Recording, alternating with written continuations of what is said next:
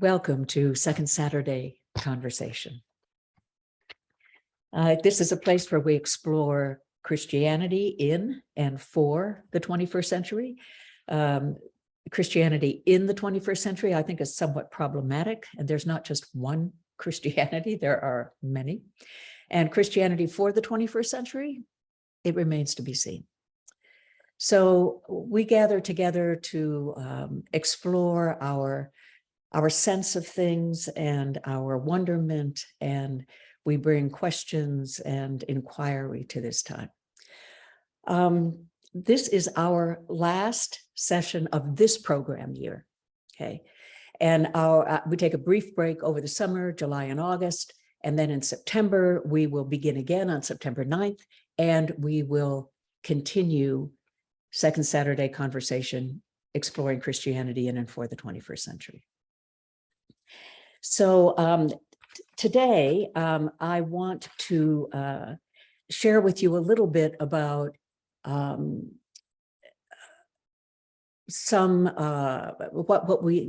where we've been in this last year. I want to share a little bit about what has struck me. I want to comment briefly on our guests from last year, and then also share some additional things that I'm continuing to think about. And I'm looking forward to you doing the same during the plenary session.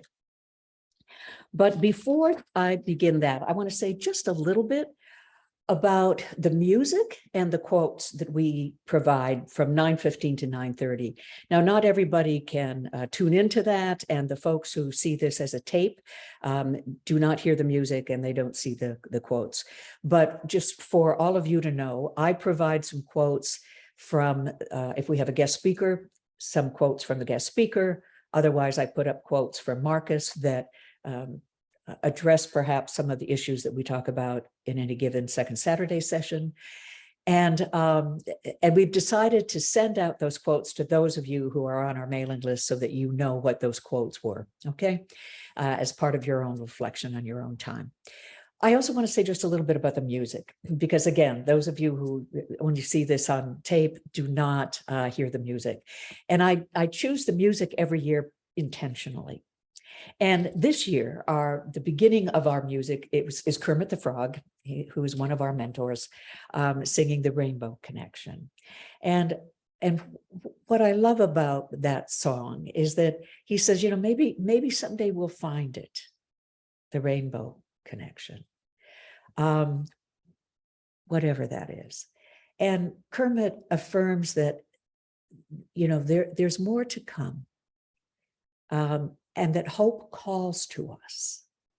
And we hear that call. It's for us, lovers and dreamers.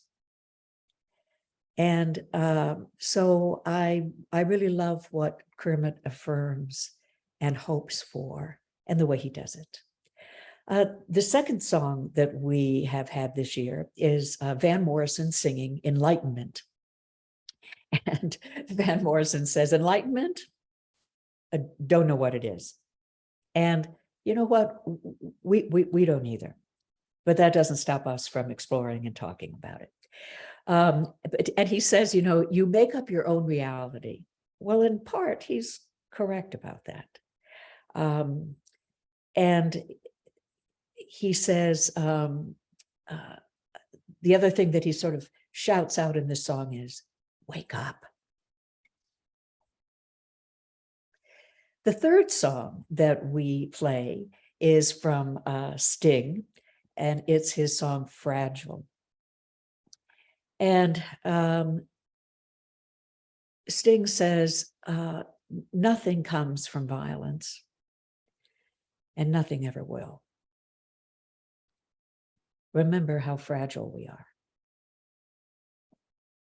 And then the final song that we have played this year that brings us right into our time at 9:30 is a waltz called Autumn Song, which reportedly is what was playing, a band that was playing this when the Titanic went down.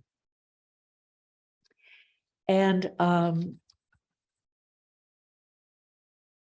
last session, we quoted from Leonard Cohen talking about a broken alleluia.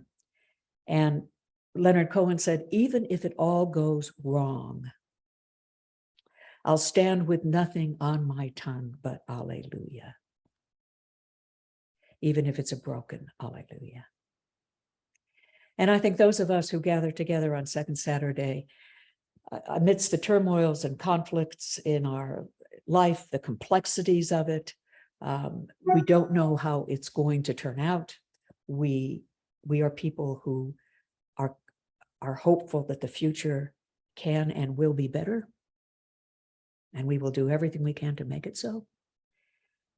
And even if it all goes wrong, this gift of life, this experience of being here and being together, even so, we will say, hallelujah. I hope that's true for us. So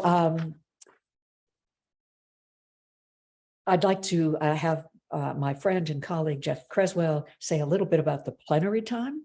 I'm going to talk a little bit this morning, and then we'll turn it over to you. And I'd love to hear from you what you make of this year and what are some of your takeaways. But Jeff, do you want to say a little bit about the plenary and the chat and orient us a bit to that? Sure. Good morning, Marianne. Yeah, good morning, Jeff. Good to see you. Thanks. So when Marianne is done with her reflections and we open up the plenary, we have done this differently over the course of the year. And the way that we're doing it now is that we invite you, if you'd like to make a comment or ask Marianne a question, that you would go down to that bottom menu bar in Zoom and go to where it says reactions. If you click on that reactions button, it will give you an option to raise your hand. And that will put you at the front of the queue of people asking to make a comment. And I'll be calling on people who have their little hand raised up in their video. And if you'd like to make a comment or ask a question, if you just raise your hand, we'll be calling people from there. Just know that the order that you show up on my screen when you raise your hand is not always the same as what you will see on your screen. So it doesn't necessarily go in a sequential order as you might think it would. The other thing that I would ask is that because we're a large group, it's really helpful if you take the time to frame your question and your reflection ahead of time. Some of us we do our thinking as we speak, and that's not particularly effective in this medium.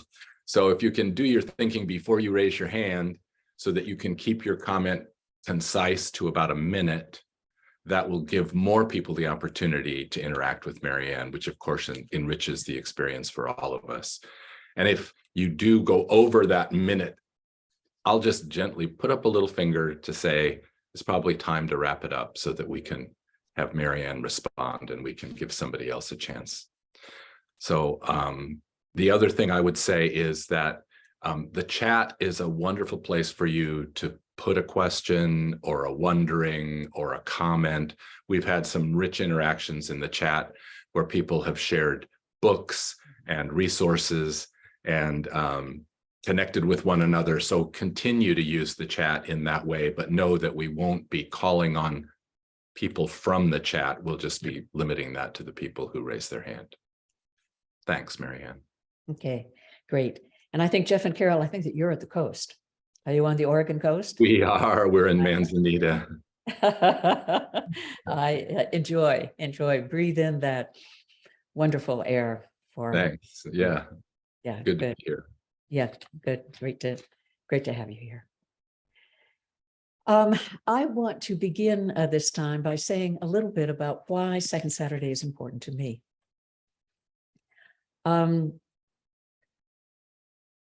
I find Second Saturday, thanks to you and the way that you respond and ask questions and engage one another. I find this a safe place to talk about Christianity in and for the 21st century, whatever that might be.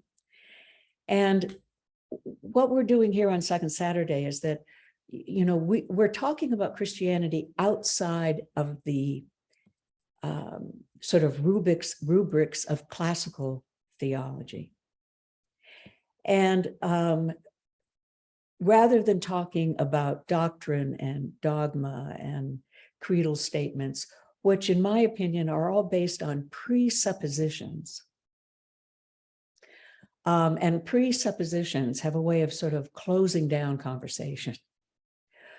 But here on Second Saturday, I think that what we're all kind of curious about and have been moved by at some point is, what are the deep underlying affirmations of Christianity? As we know from talking with Brandon Scott and others, the book After Jesus, but Before Christianity,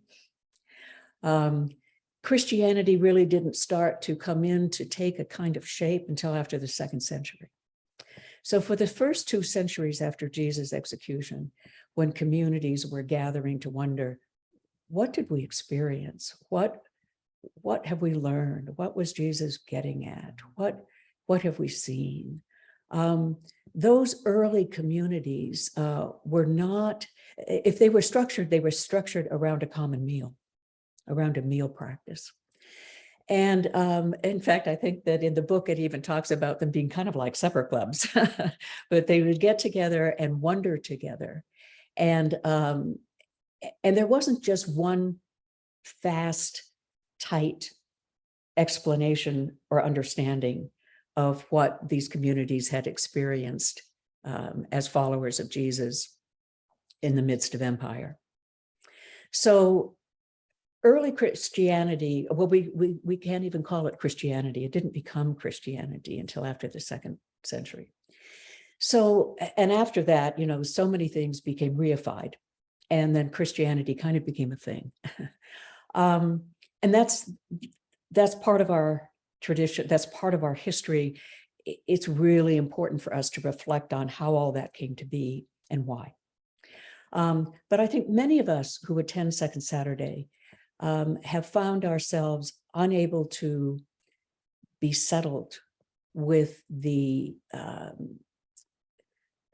doctrinal and dogmatic claims of Christianity and some of its belief system, the belief system that arose naming itself Christianity.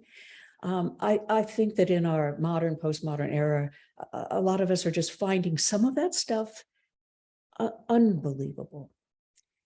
And yet there's something about that early vision of Jesus that I think has compelled all of us, whether we're Christian or not.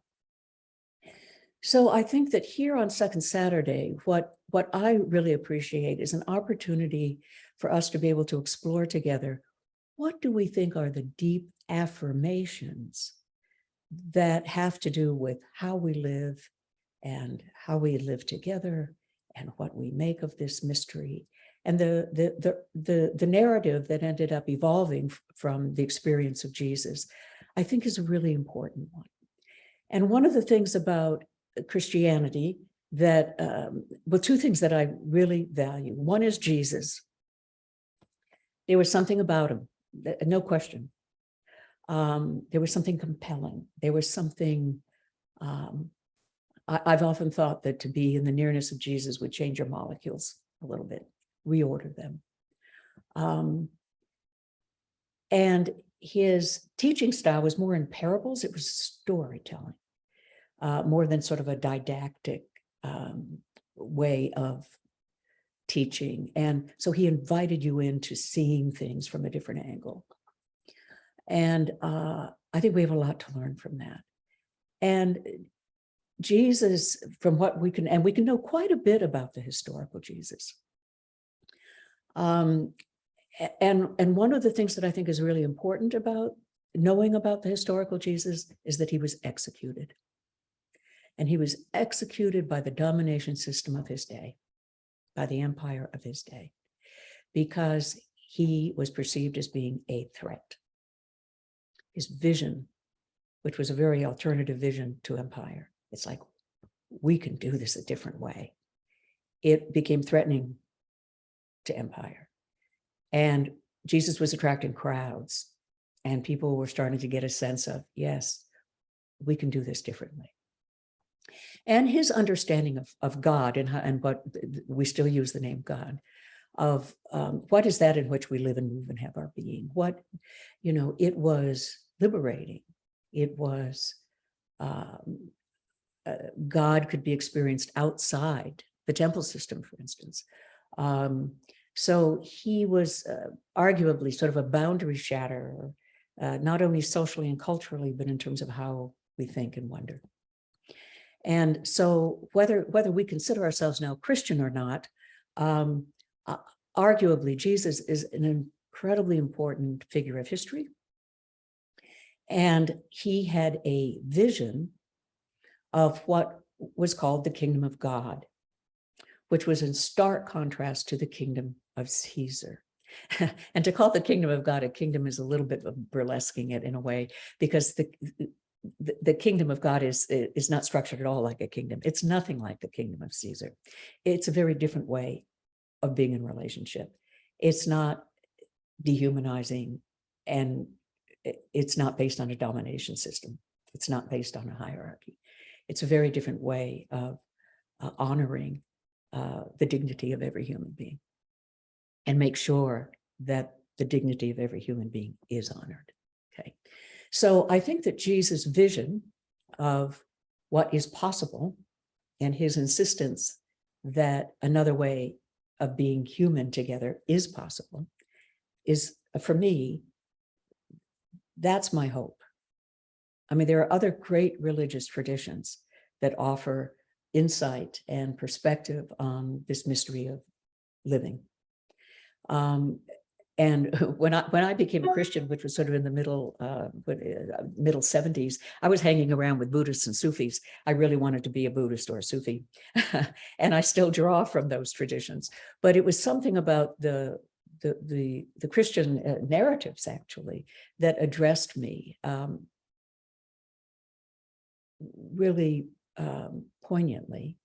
And another time, I can share with you sort of my own experience of Jesus in childhood, even though I was not brought up in the church. I was not brought up in the church. So I was not, to put it a little harshly, I was not indoctrinated with a Christian worldview. But I did have a strong sense of the presence of Jesus when I was a kid. I mean, this is, well, and I'll tell you, since I've started this, I'll tell you this much, that in retrospect, I realized that Jesus, for me, was an attachment figure who saw me and accepted me, and I didn't have to perform for Jesus. I mean, I knew nothing about this dying for your sins business. There was something about the presence of Jesus that was sort of an unconditional presence. And I sensed that as a kid. I know. I cannot explain. But so Jesus, for me, has actually had a place in my own story almost from the beginning. But becoming Christian didn't really, or my saying yes to the Christian path really didn't happen until my mid-20s, late 20s. And as I said, that was in the 70s. When being Buddhist or Sufi was much more interesting than being Christian in San Francisco, which is where I was living at the time.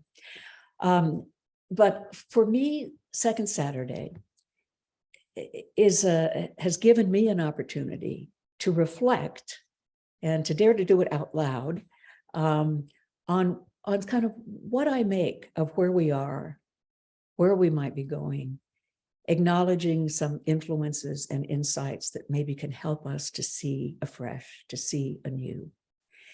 And for those of you who did read one of the quotes that I shared this morning about Mark talking about a new paradigm, an emerging paradigm in Christianity, which is not so literal, and but it's more metaphorical and suggestive. And by the way, that was from a book that was written 20 years ago. I dare say there is still a new paradigm emerging, which gives us a different understanding of what it means to be Christian today. And what is Christianity? So thanks to you, I feel like I have a safe place to explore. And my experience of being with you all over the last 3 years, and we'll continue the conversation next year, is that you're game too, and you're curious as well. And that we're not as concerned about trying to explain the doctrinal reasoning around things. I mean, I'm kind of past trying to either explain or justify the belief system of Christianity. I'm actually not as interested in that anymore, to try to make sense of that. But I continue to be moved and compelled to wonder about what did Jesus see? What did the early followers see? What do we see that points to this mysterium tremendum et fascinans that, as I said earlier, that in which we live and move and have our being? And how can we talk about this in a way to help us live and reflect and, yes, hope? I think Christianity says more is possible. I think Christianity affirms the dignity of every human being. I think a bold move of Christianity is to say that God incarnates. Whatever God is, it's enfleshed. I think that's a bold move, because being enfleshed involves sorrow as well as joy, death as well as life, certainly mystery, wonder, but it also involves risk. And I think that Christianity affirming that God is enfleshed gives us a lot to think about.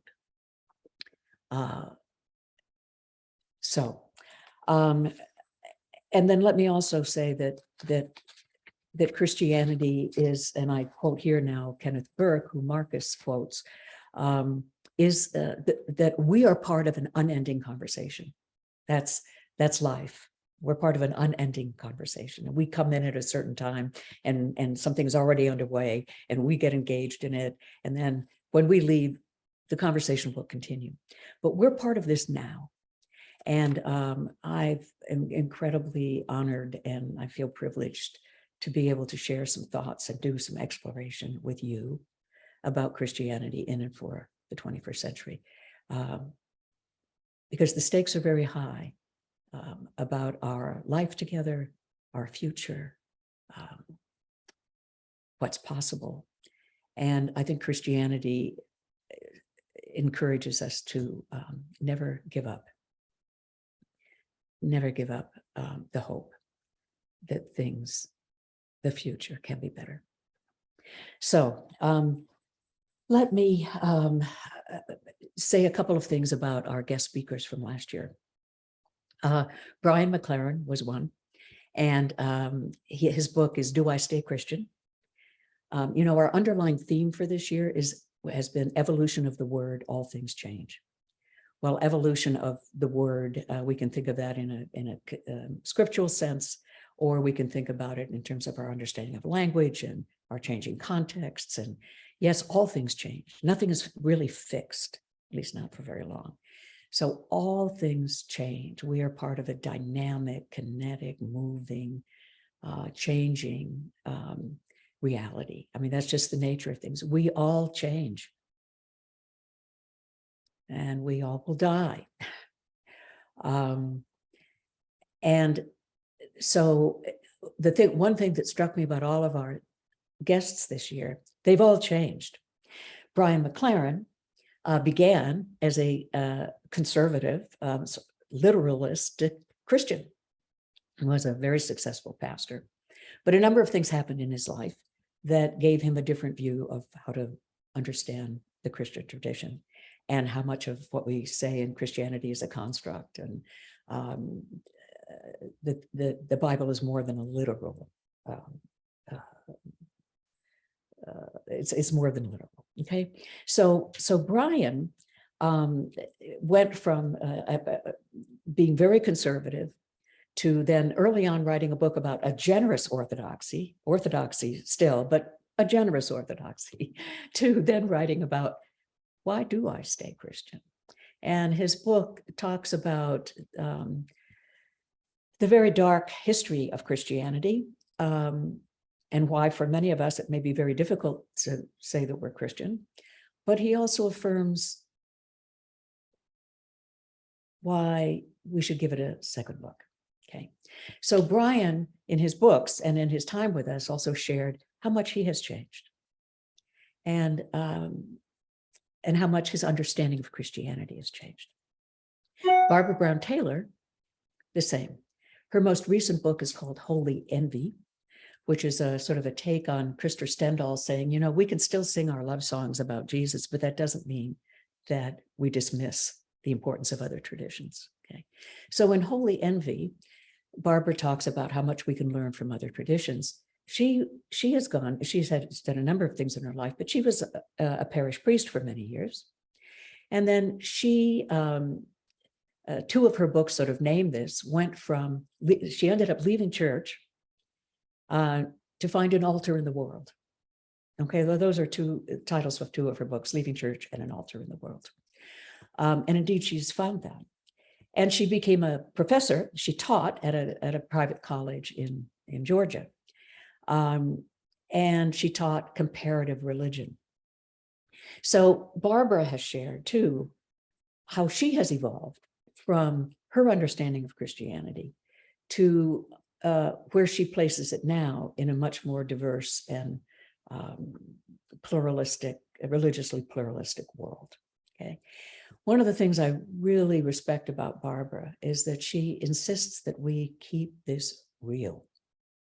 And she talked about how much she loves working in the dirt and being close to the ground. And she doesn't want Christianity to be captive to reified speculation. Whatever it is that we experience, it's make it real, keep it real. Okay. And she's such an authentic voice, and sharing her own journey with us, I think, has liberated a lot of us. Brandon Scott. Brandon is Catholic, and Brandon was encouraged by Vatican II. And then Vatican II kind of was undermined, and I think he felt sort of betrayed.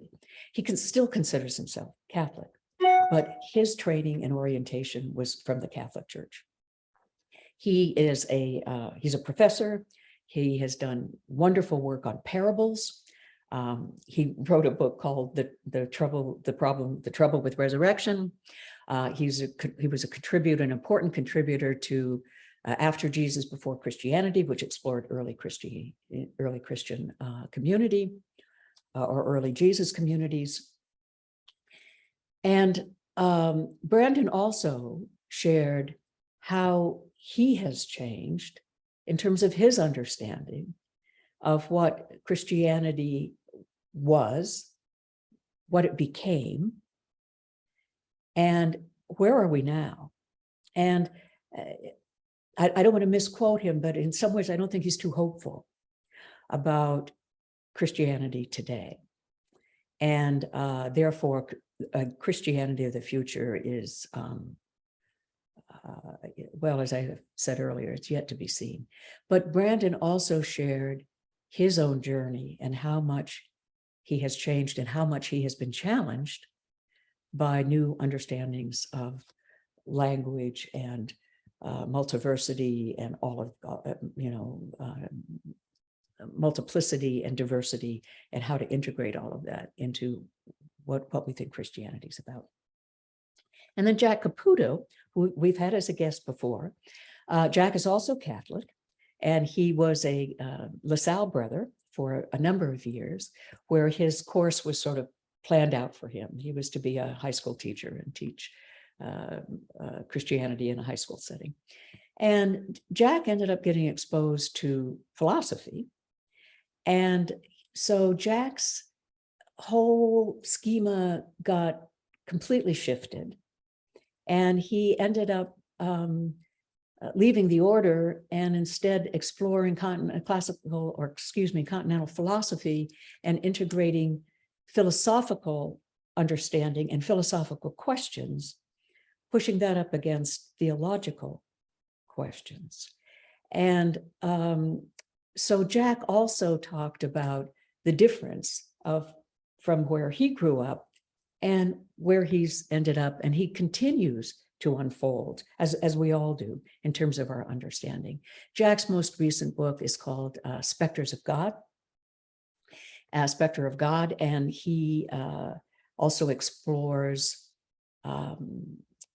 apophatic imagination. He claims that the only language that's really appropriate in talking about theological stuff is theopoetics, poesis meaning to make, to create.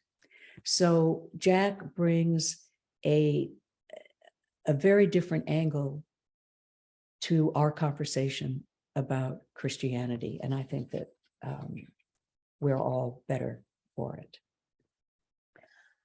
So I will be curious to know from you too what strikes you, what you remember from having our guests with us this year. And they really each in their own distinct way address the evolution of the word and how all things change, including themselves.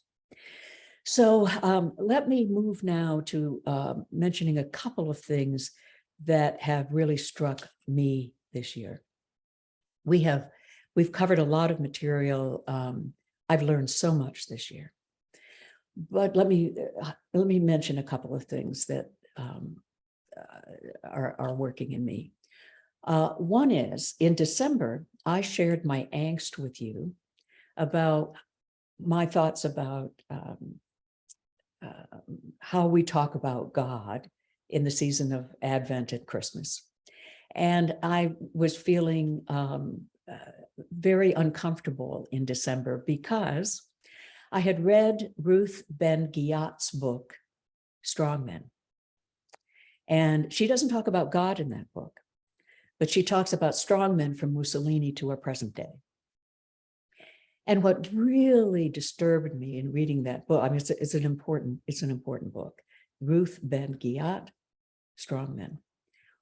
What really struck me is that how we have tended to talk about God, especially those who still consider that God is a supernatural being, sovereign, that the way that we talk about God and what God demands of us, loyalty, praise, sacrifice, and our identity around our loyalty to God, it sounded disturbingly like how a fascist dictator, a strongman,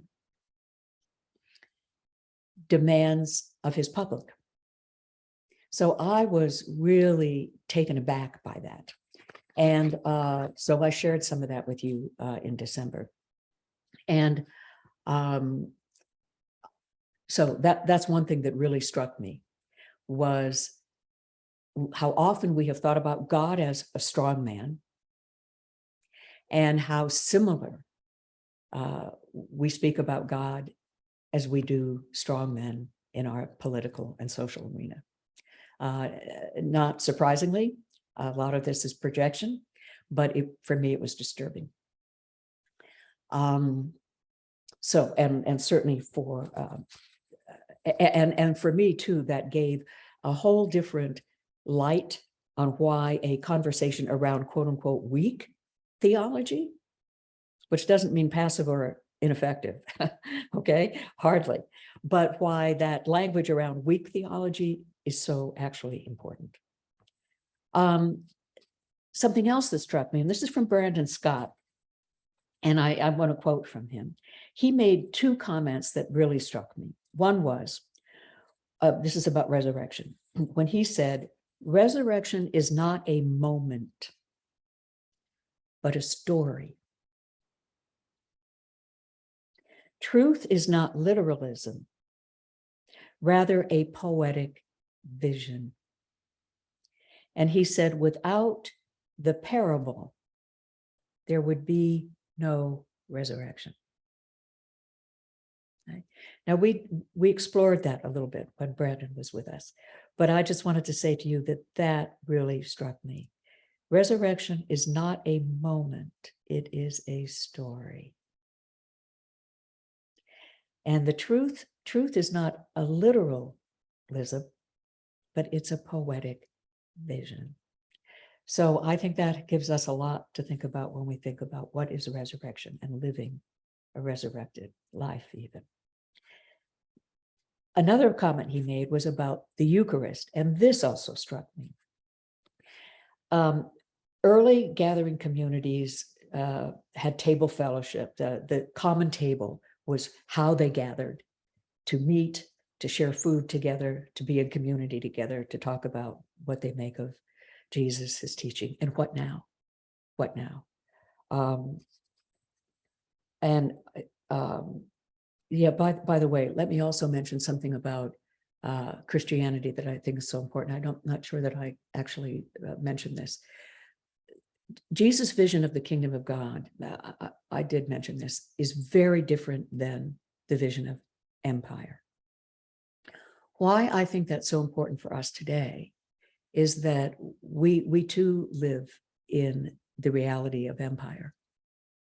And I mean, the whole world is challenged by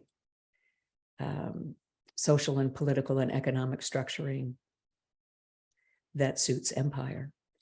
And Jesus' alternative vision that things can be different, I just think is really important as a counter narrative to the way that we live today, that is so dominated by empire and I dare say capitalism. Okay, but that alternative vision, I think, is really poignant for us today. So Brandon talks about the common table as being emblematic, characteristic of the early Christian communities. This is what struck me. He said, after the 3rd century, the common table disappeared. And instead, what became central in the gatherings was not a table, but an altar. And altars are about sacrifice. So I was really struck in how he identified that shift from common table to sacrifice. A couple more things I want to mention, and then I want to turn it over to you. During Holy Saturday, I talked about that time in between, Friday, Jesus had been executed. Holy Saturday is this time of not knowing. It's like, what now? Christianity has a rather glib way of saying, well, it's Friday, but Sunday's coming. Well, on Saturday, people did not know that quote unquote Sunday was coming. They did not know what this was going to mean for them, that Jesus had been executed, and what this would mean for their own communities. And I think that the way that I expressed it was saying, this gives us a space to reflect on what for us is the meaning of Friday and Jesus' execution. I think I could have done more with that. And I'm still fussing with this. But I'm struck by, I'm not a student of Lacan. He's a psychoanalyst. So I'm not versed in that. But I know he talks about the category of lack, okay, when we are missing something that we need. He also suggests that our lack is what gives rise to our desires. Okay, so I think there's something about the existential experience of lack, or what Pete Rollins calls the whole, H-O-L-E, in the whole, in the W-H-O-L-E, the whole, or what I might call the abyss. I think that I think that I used to be more afraid of the lack and H-O-L-E and abyss than I am now. And I think that for us to really address that, I think we have a lot to learn from lack and the whole and our encounter with abyss. I think we have a lot to learn from that. And I think it can be instructive in a positive way. And it's realistic. And it also underscores sort of the indeterminacy of things, which I think is an important part of our thinking about what we do what we can do, what is our responsibility, and as I said earlier, how much of life really also is a risk, and a risk worth taking. So I think I could have done more with that notion of in-between time. I also want to say that as this year has gone on, I am more nervous about the idea of oneness. I'm not so sure about an omega point, that everything is evolving to this ultimate unification, whether it's the universe or us as humanity. I'm increasingly uncomfortable with that, because who's defining oneness? Whose oneness? And I think that Ruth Ben-Ghiat's book about the strongman and fascism makes me very nervous about our idealization of what it means to be the oneness. And I think that sometimes we've thought about oneness as coming home. I think we need to rethink what we think home is. But I'm more nervous about oneness, and all things are one in Christ. It's like, I'm not sure what we're talking about. I'm increasingly uncomfortable about it. And I think diversity and multiplicity and all things change, and that's reality. So this year, I'm just approaching that with much more caution. Let me also maybe finally here say, this was not new for this year, but the idea of negative capability, which is, and let me quote Keats here, to accept uncertainty and mystery and doubts, and I love this part, without any irritable reaching after fact or reason. Negative capability is our capacity to accept uncertainty and mystery and doubt without any irritable reaching after fact or reason. Okay. I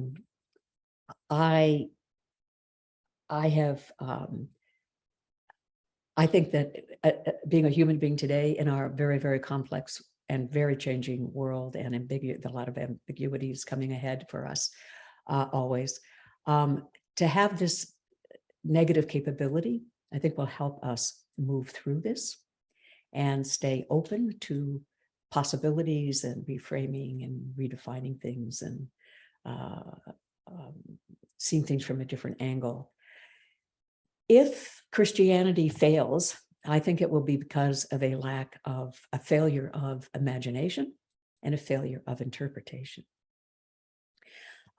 Christianity may be too wrecked. It may be wrecked, but I've not given up with what I think is still the beating heart of Christianity, which I think speaks to wonder and human dignity and possibility, and yes, risk, but also this inestimable gift of life. As we have said before, it's amazing that we're here at all. And I think that at its depth, Christianity deeply affirms the gift of life, and the responsibility of us as humans to contribute to its present and future, to make the world a better place for everyone. And its deep insistence on compassion and justice and the common table, and that Christianity is really not an economy. This is not something that we try to get right for a reward. I think that notion of Christianity comes much, much later, and yet we've taken it as fixed. So for me, I'm still puzzling and struggling with what is the heart of Christianity. I still hear its beating. It still beats in me. Jesus and his vision of the kingdom of God is really important. And I have found that our opportunity to talk together on second Saturdays and sort of give me an opportunity to explore and risk and wonder has just been a real gift. So I thank you for that. And as Kenneth Burke says, we are part of an unending conversation. So it's not to tidy everything up, but to be willing to explore and venture together. And I hope that Second Saturday has provided you with some freedom and support and energy and hopefulness as you consider how important your being and place and love and work is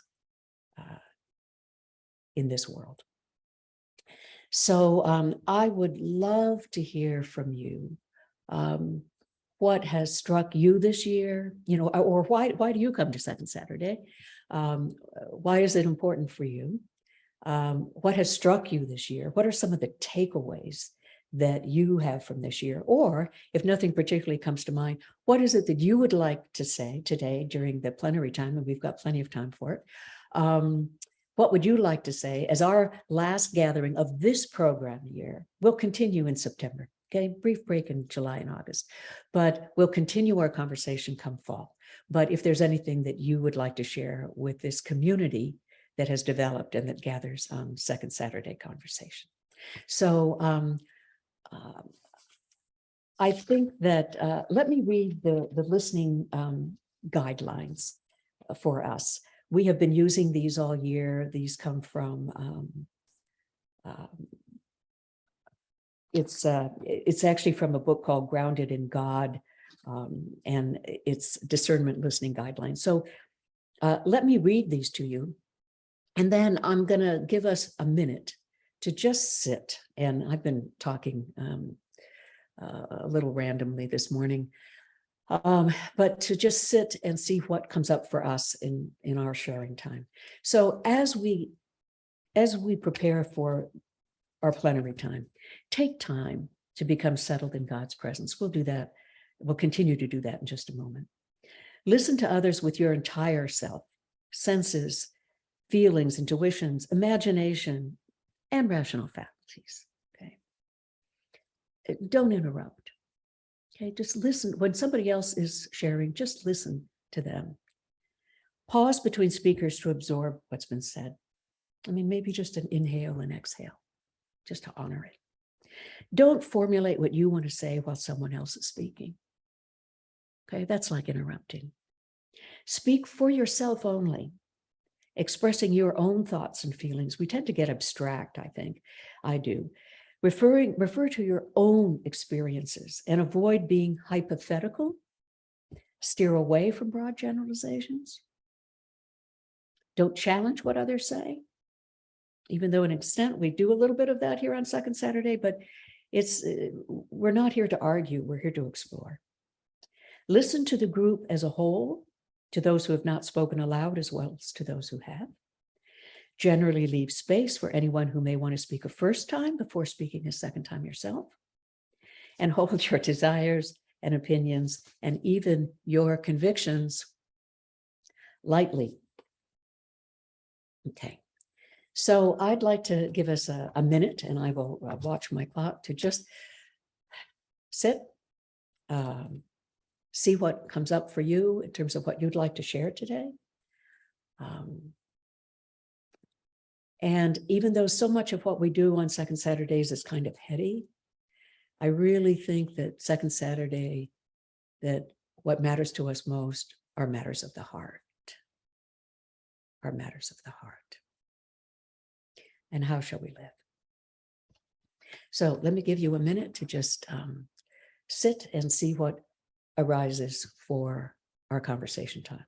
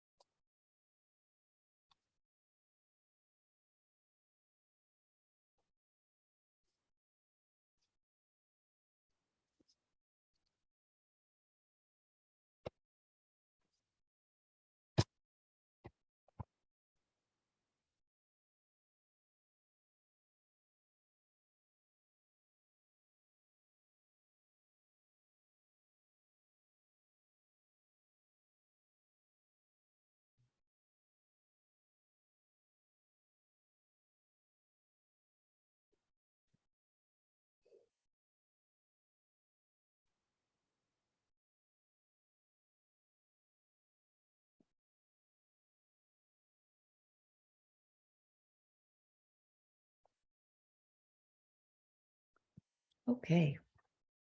Jeff, do you want to help us to get underway? And Jeff, if you want to start us off with a comment or reflection, I welcome it. Thanks, Marianne. One thing I'd just say right off the bat is that those of you who made some very interesting comments in the chat, please feel free to raise your hand and join the queue of people so that you can share what you've put in the chat with Marianne, because there's some very interesting observations and reflections that are coming up in the chat. So I would encourage. And I don't see the chat, so right, yeah. right. So, no, it's all just kind of washing over me, Marianne. But what strikes me is what a gift it's been just to walk back through the year with you. And I was thinking, I don't know that I could have done that. I would have had to go back and watch all the recordings. Well, there's a lot I left out. Because there's a lot I there. looked at the list and it's like, okay, September we did this, October, November, December. And I thought, boy, you know what? I've learned a lot. Yes. Yes. So this was not easy to figure out what I want to share. So I hope I did that in such a way that it'll prompt you folks to come up with some things. Yeah. But anyway, I think it's really good to highlight the fact that all of these recordings are available on the website, because Yes. I know I have gone back to them, and I've also referred people to them and said, go back and look at the Brian McLaren tape, go back and look at the Jack Caputo tape, as things have risen for me. So I think that's a really valuable resource that's available to people. Great. Yeah, and all of that, the music and the quotes aren't there, but our conversation is. So Right. and our coffee time is not on the website, but yes, thank you, Jeff, for that. And it is a resource for all of us and for me as well. Yeah, yeah. And I have to say, the thing that's really struck me in all that you shared was the observation from Brandon Scott that we moved from the common table to the altar. Isn't that interesting? What a profound transition that was. Really struck me as that's something I'm going to sit with for a while. Yes, I agree. Yeah. Yeah, it really struck me too. And you know how things could have been so different. And the book After Jesus Before Christianity speaks to that too. But I don't want this to sound kind of cavalier, but in some ways it's a little random how certain things were decided early on. Yeah. And then that tilted the trajectory. And as Brandon has said, it didn't have to be this way. And so maybe Christianity, it doesn't have to be this way. And then is that still Christianity? Okay. So, but I agree with you, Jeff, that move from the table to the altar is huge. Yeah. And that definitely ties into the whole idea of weak theology. And that perhaps embracing weak theology is to put the table back at the center. And I would suggest it's a round table. Yes. Yes. Yes. So we have several hands up, and I'd like to give people a chance. Just remind you that we'd like you to keep your comments to a minute, your comments or your questions. And let's begin with Jim High. Jim, welcome back. Good morning. Nice to see all of y'all again. Hi. I have a few controversial statements to make. Maybe that's how I wouldn't expect anything else from you. One is that I don't think religions are working to bring people together. Religions are working to build their own religion, and everybody else outside can be damned.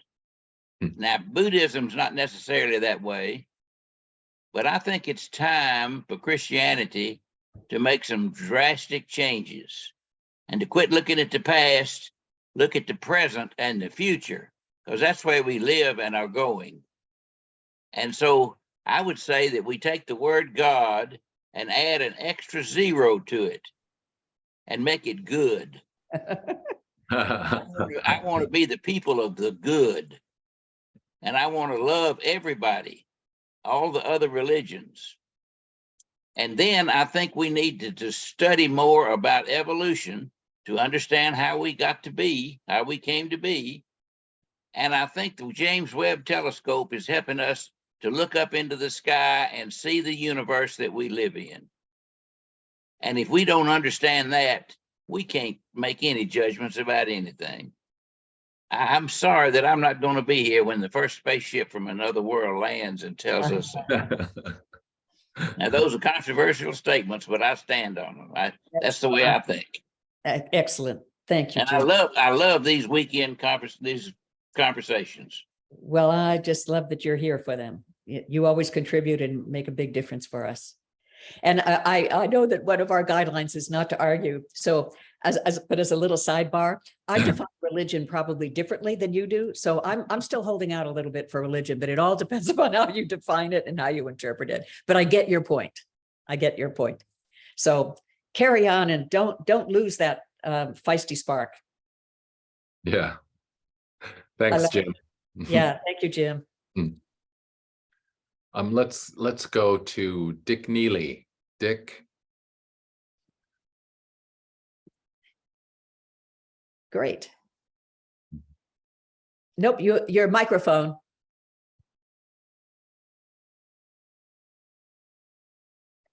You still, yeah. Yeah, down in the lower left corner is your mic. If you just click on that. Okay, can you hear me? Oh, perfect. Yeah, Dick. there you go. Great. Hello, Dick. Hey, Mary Ann. Hey, See you. Jeff. Hi. Thank you. Sorry about that mix-up. Oh, no. I'll see if I can do this in 1 minute. I want to say, first of all, self-identification. I'm a retired Presbyterian pastor. That's perfectly all right. Enjoy worshiping in 2 different congregations most every Sunday. So a person of the church. Secondly, I want to say how much I appreciate the Second Saturday experience. Right. And can really resonate with what you have said this morning, Mary Ann, that this is a safe place. Indeed, it's a stimulating place. As a person of the church,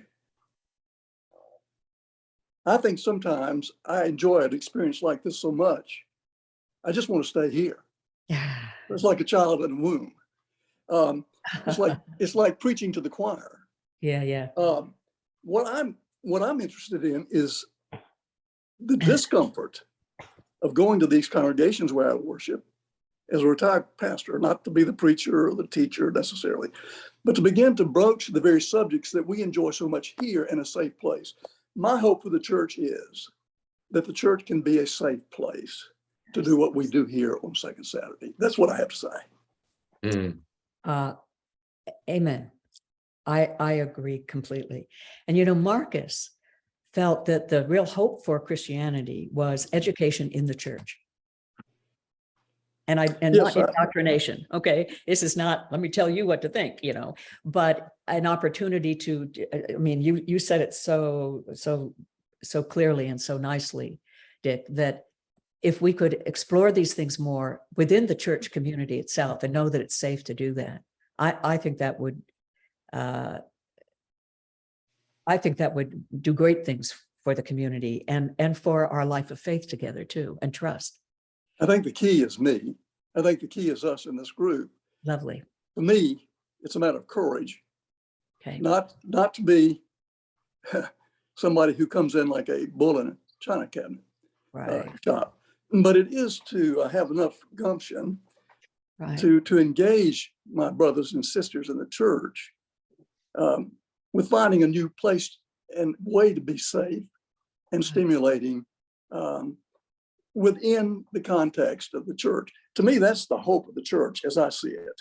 Right. Because what I see happening in the church is just folding in on itself. That's well.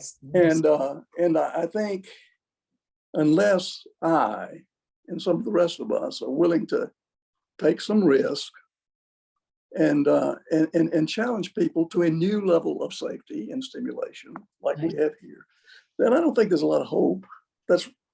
I've talked too much. I'll stop. No. I really appreciate, and I think you're absolutely right. And those of you who are listening to Dick, do you hear that call? Yeah. Okay. Jack even says, God is a call. God is a call. And I really appreciate, Dick, what you're saying. And I hope that we all get a bigger dollop of gumption to help us. Well, Second Saturday is a good starting place. Yes. Yeah. Yeah. And in a sense, we could practice here of how to talk about it, Right. and then we can come back here and, process it too. Right. Oh, it's like, how are we doing, to get some affirmation, and I think to affirm, even if we are also disoriented a little bit, I think that's all right. Yeah. Anyway, Dick, thank you. You're Yeah. welcome. Thank you. Thank you. Dick, I would also just want to add to what you said, that we shouldn't make the assumption that our churches are not safe places to bring up these issues, because if we don't ever bring them up, how can we know? Absolutely, Jeff. Thank you for that. Thanks a lot. Beverly Crow, can you unmute yourself and join us? Yes, I can. Can you hear me? Yes, thanks. Yes. Marianne, I'm kind of late to this party, but I've been here for a few months and I can't personally thank you enough for the arena for these conversations, which my soul has always yearned for. And so I've found a place for important conversations. And I just want to thank you for the effort you put into that. And then kind of late in today's conversation, I would like to lift up one thought about your thinking on the altar piece, because as a lifelong Presbyterian, I could hear my confirmation class lessons being shouted long and clear that we in our stream of Protestantism did not have an altar. We had a table. And so there is a stream of us out here who are on that wavelength.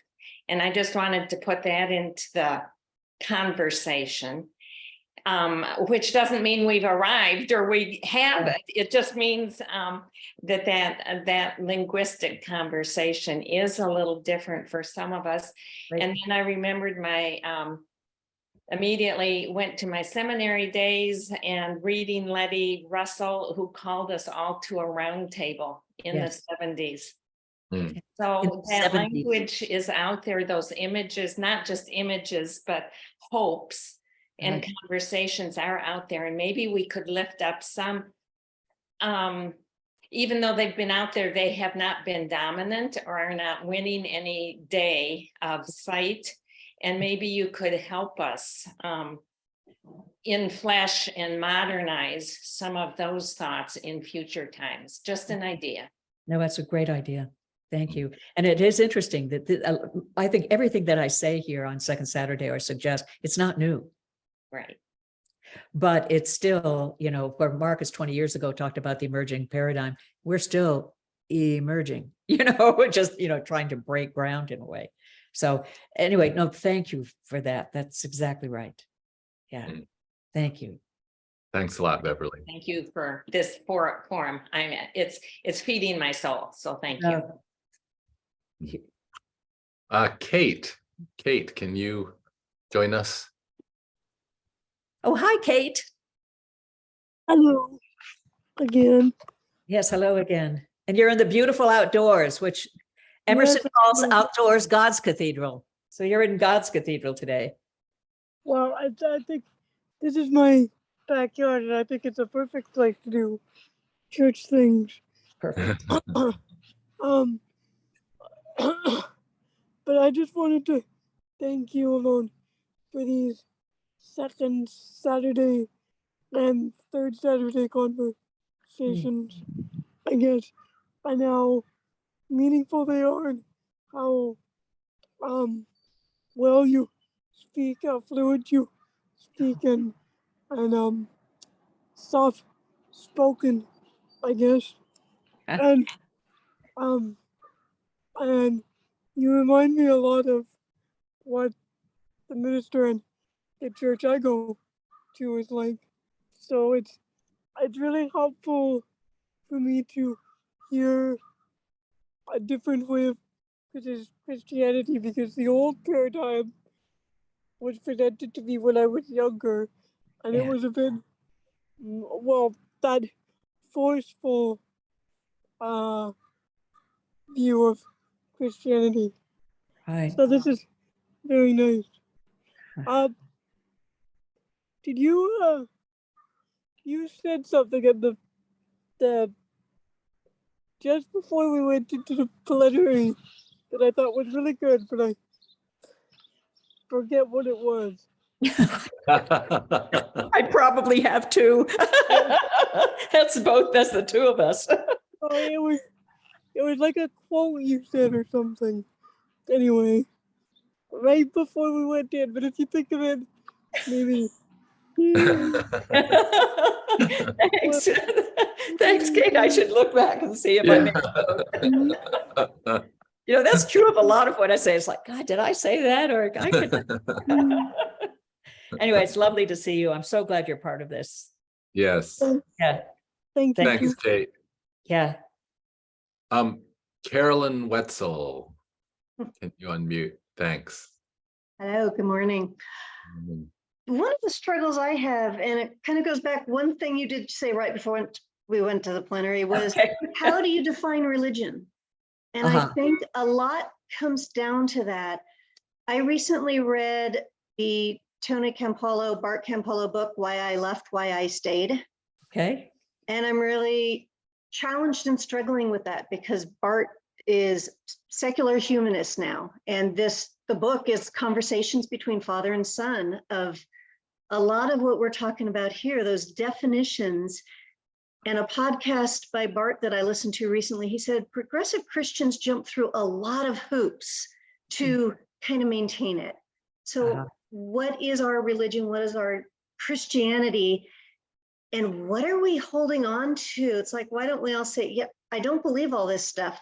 Because so many of us progressive Christians, not that way, I don't believe this. Right. But something is still holding our heart. And kind of Jim's comment earlier, add the extra, oh, you've got good, not God. For many people, that is the biggest part of the spirit. So as progressive Christians work through this, I think those definitions, and we've talked about the words before, Marcus has the book about how these things have changed. Right.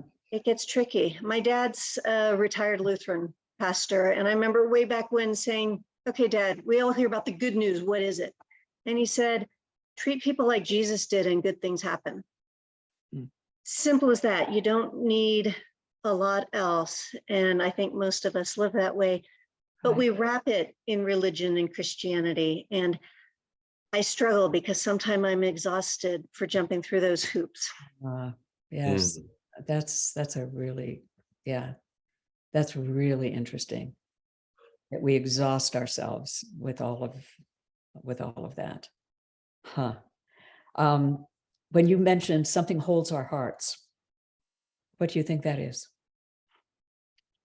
That's my struggle, because my logical side says, I'm done, I should be out of here. I don't believe this, this, and this. Right. But I can't walk away from it. Is it a spirituality? Is it divine? Is it really a belief of something? Is it brainwashing? Yeah. But something is still holding me.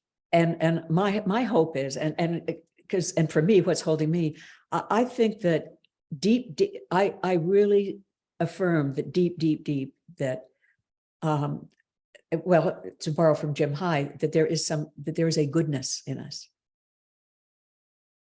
And that this, life is a risk, but life is also a gift. And that simply that it is, when I just sit with that, my heart can't help but open to that. It's like, oh my God. I mean, isn't that interesting? I should use that phrase. Mhm. Oh my God. Okay. So I think that whatever that deep thing is that's what I'm interested in. You know, It's and, hard to capture and define. and we can't. We cannot contain what we cannot contain. And humans want everything in a box. Don't we though? Exactly. We want to make it out, you know, we turn these things into a thing, you know, we want to reify it. But I think that whatever that is, that it's like, what is this? It's still, that's what I'm curious about.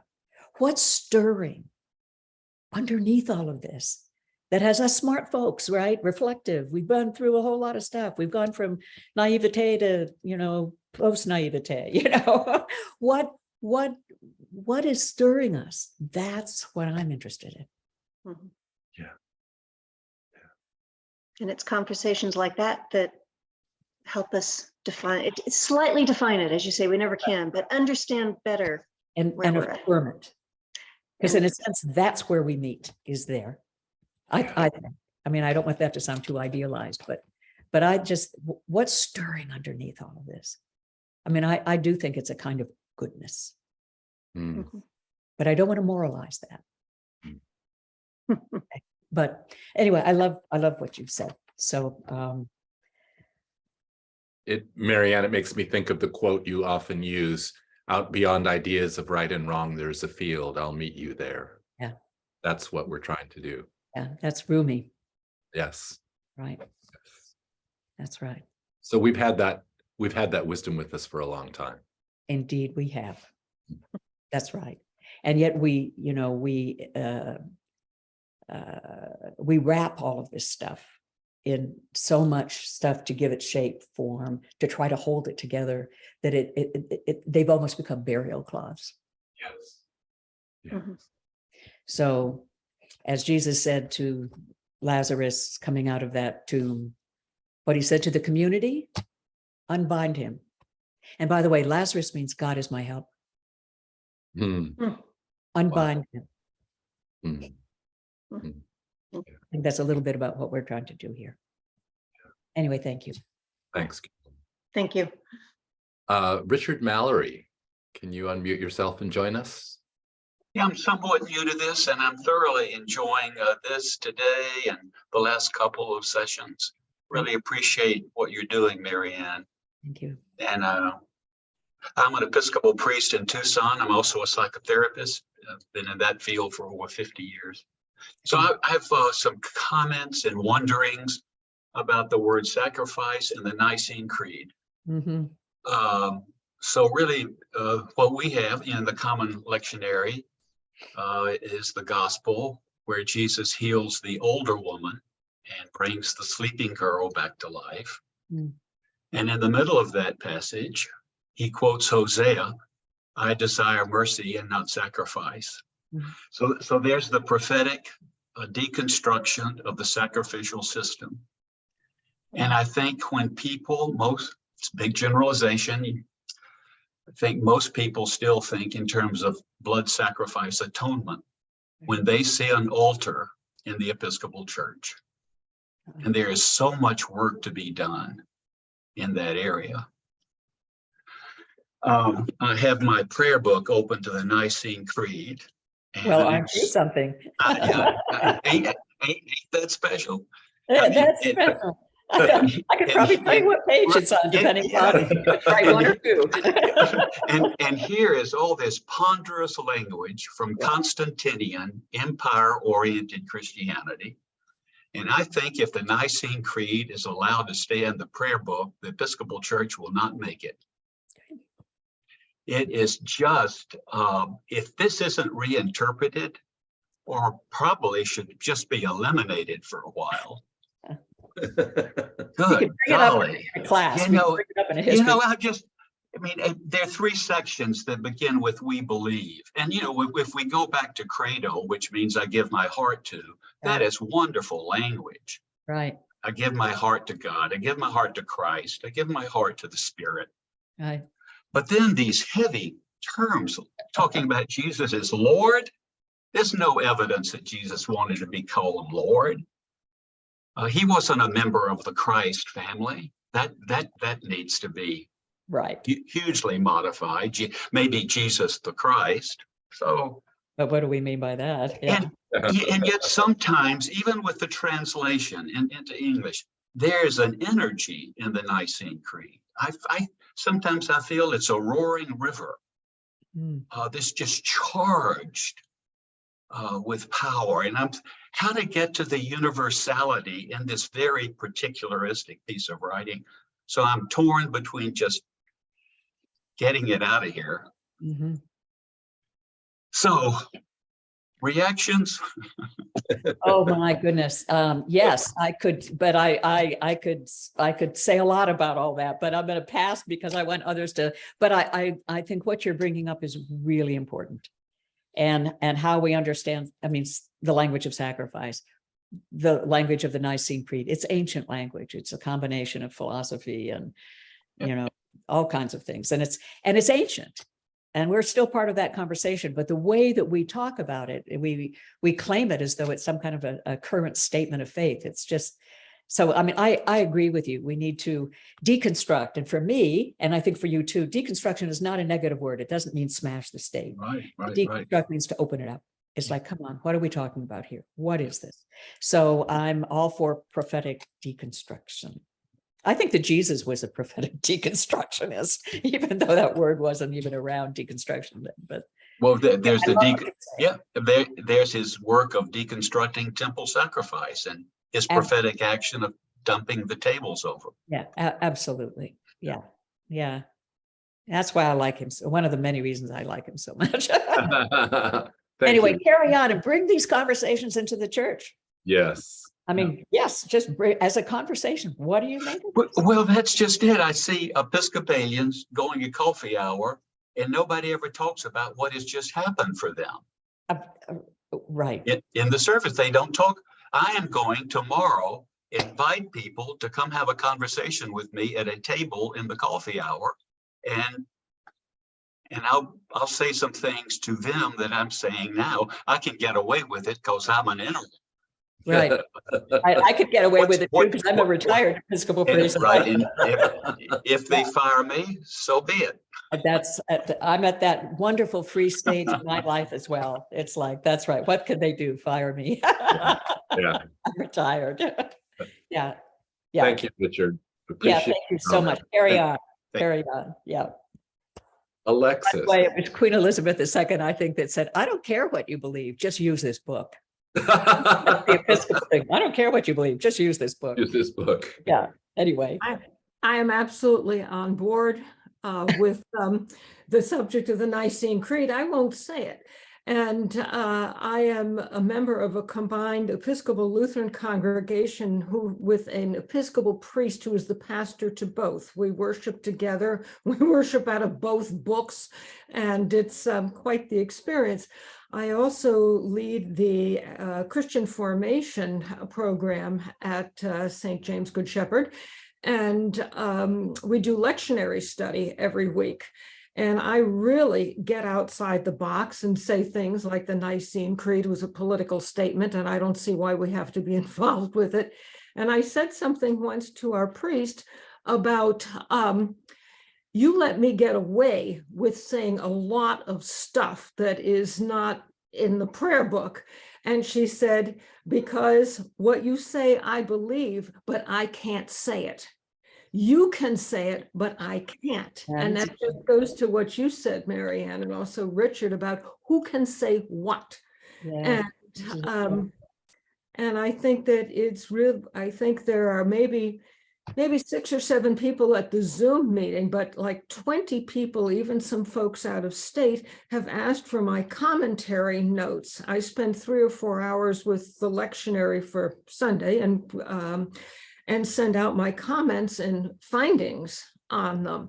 But about 20 different people ask for them because to read before Sunday. Take that as a good sign. I'll tell you that one reason that I have a very good friend that we talk about, gosh, here we are clergy and, what do we make of this? I am really glad that I'm ordained. Mhm. because I'm talking about this. Mhm. And Mhm. my entire journey, my before ordination, but after ordination, my faithfulness to my Christian journey has brought me here. Mhm. Mhm. So as an ordained person, I know if I were in a parish, I'd be concerned about where the parish is as well, and but I'm glad that I can have these conversations with you as an ordained person. Yeah, and I think, as an ordained person, as you said, retired, you can get away with saying a Well, lot yes, of and things. what I'd love to see is a little bit more, as somebody else said earlier, gumption for an ordained person to bring the communities along within the church now. Yeah. I'd So also- the work you're doing is lovely, and you're getting a lot of nice affirmation and feedback. So take that in. And I really do love doing it. I have learned so much. We got into a discussion of who wrote the Torah, who wrote the Old Testament a couple of weeks ago, and It I wasn't got God. briefly right on the Taoist and the Elohist, and I totally blew past the Deuteronomist. So I promptly went down the rabbit hole and researched all of that, and then sent that out to my group. So we got that taken care of. Yeah. I'd also like to recommend somebody. I think it was Philomena and Carolyn mentioned Trip Fuller and Diana Bass Butler, and that maybe they might be guests at some point next Yeah. year. Yeah, Trip Diana Fuller- has been a guest of ours. I know they had She a has. talk last night, But and I just became acquainted with Trip Fuller this year when he yeah, and he's Don brilliant. Dominic Cawson were doing something Yeah, together. yeah, And Trip so, is but- brilliant. He has something called Homebrewed Christianity. Right, So exactly. you can look that up and follow Trip because he's funny, he's hilarious, he's brilliant. So anyway, thank you. It is a trip with him. It Thank is. you. Thank you, Okay, Alexis. you too. We're getting close to our closing time, and I do have a close, but should we, is there somebody else We who's have been? time for one more, yeah. And then I Um, would also just say that those of you whose hands are up that we don't get to, please feel free to join us in the coffee hour. Yeah, if you can, we'll have, and I know that that's not possible for everybody, but let's do one more, and then I have a brief close. I want to talk about our closing music today. Jim Mock, can you unmute? Thanks. Yeah, thank you. Yes, Marcus Borg, his books and these meetings have just meant everything for me. Oh, Jim, thank you. I truly, truly not only enjoy but learn so much, though sometimes I get headaches. Go through it all, but I have two quick things. One is, have you or might you begin thinking of having events on site? I don't know if you have done that in the past, or that's a question, obviously. I hope you do, but I can recognize the difficulty and the work in that. Yeah, well, let me just quickly say that this started as an on-site experience here in Bend, Oregon, and I was doing this with a colleague, and then COVID hit. And he died. And that was Marcus. This was after Marcus's death. But, we've been doing this on Zoom since COVID. But it's an interesting question. It's not the first time I've been asked. It's possible that we can consider doing an on-site thing for, which would be a very different kind of, it would be lovely. So I'm going to make a note of that. Okay, Jim? So thank you for asking. You bet. And I just wanted something I've always kept in mind is something from G.K. Chesterton. Uh-huh. Christianity isn't a failure. It just hasn't been tried yet. I think that's so true. And for the lady who was talking about progressive Christianity, I picked up this book, and I'm at a very Ten Commandments of Progressive Christianity. Yeah. And I'm in a very progressive Christian church. It's a United Church of Christ, and it's open to all. And that is awesome. My wife and I, it's just changed everything. Yeah, great. So thank you. Thank you so Jim. much for doing that. By the way, it's really funny that I saw an article about Marcus the other day, and it said, and Marcus is a member of the UCC. Oh, Well, Hebrew really? Lutheran. I think that what you said about I'm, part of a progressive is the, Yeah. UCC. It's like a lot of people thought that Marcus must be UCC. Thank you again so much. Yeah, you bet. Thank you, Jim. Okay, well, I hate to, I do want to have a brief close. And then if, I don't know, can those of you who have your hands up, can you attend coffee time? Possibly? Okay, and then I think that we lost one person there, but that would be great. Let me, I want to mention the closing music that I'm going to use for today. And then we'll have the music is a little shy of 4 minutes, and then we'll meet for coffee time. But let me share a quote from Jack Caputo. It's from his book, Against Ethics. And in some ways, I think this is a good description of negative capability. It is not a question of finding an answer to the night of truth, but of sitting up with one another through the night, of dividing the abyss in half in companionship, even wordless companionship that has its own meaning. And I feel that being with all of you on Second Saturday has been that kind of companionship.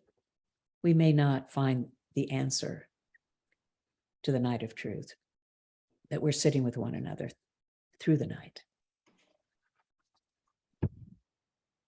So our next gathering will be September 9th. Okay, July and August will take off. September 9th, we'll continue again.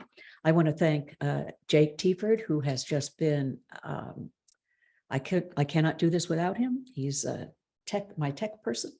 So Jake Tieford, thank you so much for having the slides and the music and having all of us show up and the way that we do. And anyway, I'm so deeply appreciative of the time that you have given me and us.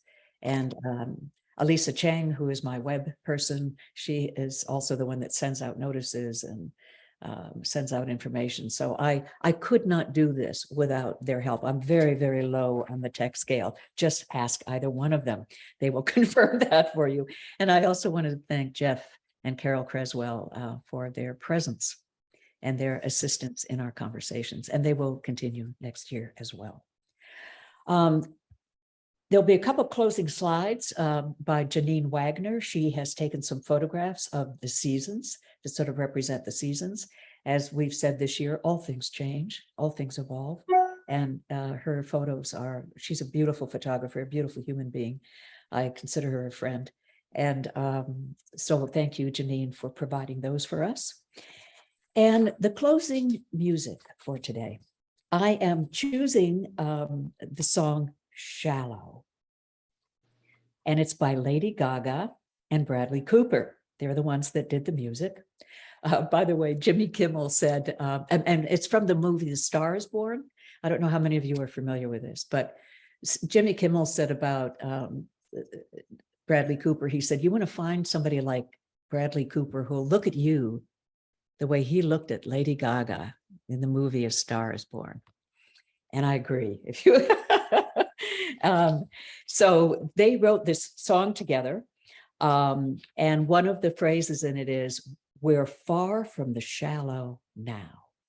And that's how I've titled this closing session. We're far from the shallow now.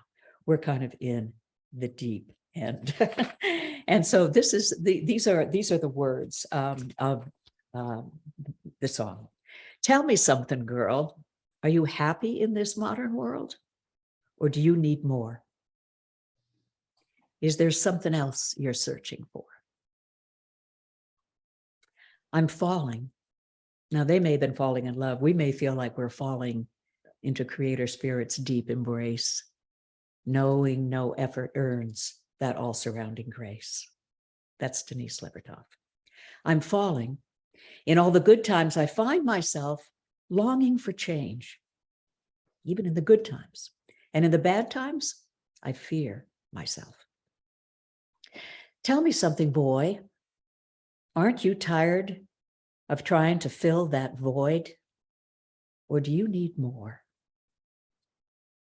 Ain't it hard keeping it so hardcore? I'm falling. In all the good times, I find myself longing for a change.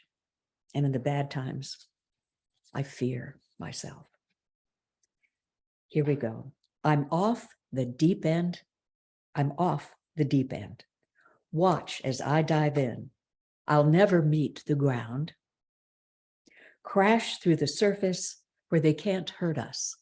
I mean, I think that all of us are sort of have outrun the orthodox police, as Jack Caputo might call them. So, you know, we're through the surface where they can't hurt us. We're far from the shallow now. And thank you for being my companion over these years as we are all moving far from the shallow.